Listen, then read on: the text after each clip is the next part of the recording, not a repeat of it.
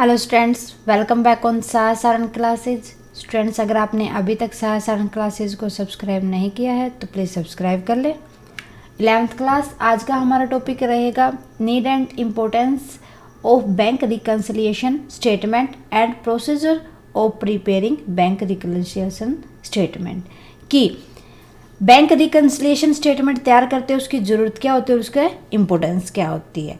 साथ के साथ देखेंगे उसको तैयार करने का प्रोसीजर क्या होता है। जरूरत क्या क्या होती है बैंक रिकन्सिलिएशन स्टेटमेंट तैयार करने की। It help in locating and rectifying the error और omission committed by the firm और बाय द बैंक। अगर बैंक या फर्म के द्वारा कोई भी एरर हो गई है या कोई गलती हो गई है सो उसको ढूंढेगा और उसको ठीक करेगा। कौन? Bank reconciliation statement. क्योंकि हम उसके अंदर उन्हीं आइटम्स को डालते हैं जो डिफ्रेंशिएट करती है हमारी कैश बुक और पासबुक को। Okay. Second, customer becomes sure of the correctness of the bank balance so by the cash book. कि जो कस्टमर है वो श्योर हो जाता है जो बैंक रिकन्सिलिएशन स्टेटमेंट को तैयार करके कि उसने जो भी, चाहे वो कैश बुक तैयार की गई हो चाहे वो बैंक, उसका बैलेंस वगैरह देखना उसको, वो सही है, उसके अंदर श्योरिटी आती है। Okay. Third, facilitate the preparation of amended और रिवाइज्ड कैश बुक। अगर कोई भी एरर मिलती है, ओमिशन मिलती है, तो बैंक रिकन्सिलिएशन स्टेटमेंट एक फैसिलिटी प्रोवाइड करके चलता है कि दोबारा से कैश बुक को रिवाइज्ड किया जा सकता है, ठीक किया जा सकता है। Fourth, reduce the chances of fraud by the staff of the firm और बैंक। किन को कम कर देता है? जो स्टाफ के द्वारा या तो फर्म का स्टाफ हो या बैंक का स्टाफ हो, उसने अगर कोई भी फ्रॉड किया है तो उसको कम कर देता है। Fifth, helping keeping a track of the check deposit for the collection. किस चीज़ में हेल्प करता है? कि जो हमने बैंक के अंदर चेक डिपॉजिट किया है उसका कलेक्शन हमें मिल जाए। सो ये किस चीज़ को ट्रैक बना देगा उसका, क्योंकि बैंक रिकन्सिलिएशन स्टेटमेंट के अंदर हम उन सभी पॉइंट को कंसीडर करके चलते हैं जो अगर कैश बुक और पासबुक के अंदर चेंजेस लेके आता है, डिफरेंस लेके आता है। सो ये हेल्प करता है चेक डिपॉजिट के कलेक्शन को ट्रैक करने में कि हमारा कितने दिन के अंदर हमारे पास से वो कैश में कन्वर्ट होगा। ओके, ये थी नीड एंड इम्पोर्टेंस। अब बात करते हैं कि प्रोसीजर क्या होता है बैंक रिकन्सिलिएशन स्टेटमेंट तैयार करने का। सो फर्स्ट देखते हैं।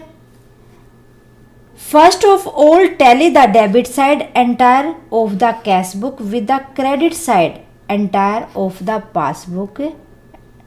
सबसे पहले हम क्या करेंगे? कैश बुक के डेबिट को, debit side of cash book and credit side of passbook को मैच करेंगे, टैली कर लेंगे। या credit side of cash book को टैली करेंगे किसके साथ? Debit side of passbook, passbook की डेबिट साइड के साथ।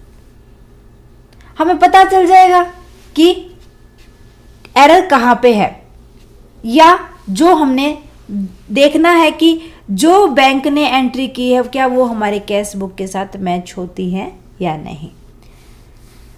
Second, tick the item appearing in both of the book. दोनों बुक को हम सामने रख लेंगे और टिक करते जाएंगे आइटम जो अपेयरिंग है, दोनों के अंदर सेम है। Okay. Unticked item will be the pointed of differences. जो हमने मीन्स जो टिक किया था दैट मीन वो तो सही है, जो हमने टिक नहीं किया मीन्स वो डिफरेंसेस है, हमें पता चल जाएगा। Fourth and last, uh BRS is the prepared by taking either the balance as per cash book और passbook as a starting point. अब BRS मतलब बैंक रिकन्सिलिएशन स्टेटमेंट तैयार करेंगे क्या देखते हुए? या तो कैश बुक के अंदर बैलेंस हो या पासबुक में। स्टार्टिंग में कैश बुक और पासबुक में जहाँ भी हमें बैलेंस लगे उनके लिए हम बैंक रिकन्सिलिएशन स्टेटमेंट तैयार कर देंगे। ओके, सो ये था प्रोसीजर। अब बात करते हैं कि कुछ हमारे पास पॉइंट होते हैं बैंक रिकन्सिलिएशन स्टेटमेंट तैयार करते टाइम। वो इम्पोर्टेंट पॉइंट कौन से होते हैं, पॉइंट कौन कौन से होते हैं जो हमें ध्यान रखने हैं जब हम बैंक रिकन्सिलिएशन स्टेटमेंट तैयार करते हैं, मीन्स BRS प्रिपेयर करते हैं। फर्स्ट इम्पोर्टेंट पॉइंट देखो, if the starting point in a cash book balance then the ending point will be passbook balance. जो ओपनिंग बैलेंस होगा, स्टार्टिंग जो ओपनिंग बैलेंस होगा किसका, कैश बुक का, वो क्या होगा, पासबुक का closing balance. Okay, if the starting point is passbook balance then the ending point will be the balance as per passbook. जो पासबुक के अंदर जो बैलेंस है, मीन्स जो बैलेंस है इसका, क्या वो कैश बुक के अंदर ओपनिंग बैलेंस में है या नहीं है। सेकंड ध्यान रखेंगे, debit balance as per cash book और credit balance as per passbook. Cash book का डेबिट बैलेंस, पासबुक का क्रेडिट बैलेंस, या वॉइस वर्स, पासबुक का कैश बुक का क्रेडिट बैलेंस या पासबुक का डेबिट बैलेंस, इनका उल्टा होता हमेशा। Means that the firm has that much amount of deposit at the bank also called favorable balance, write the amount under plus item।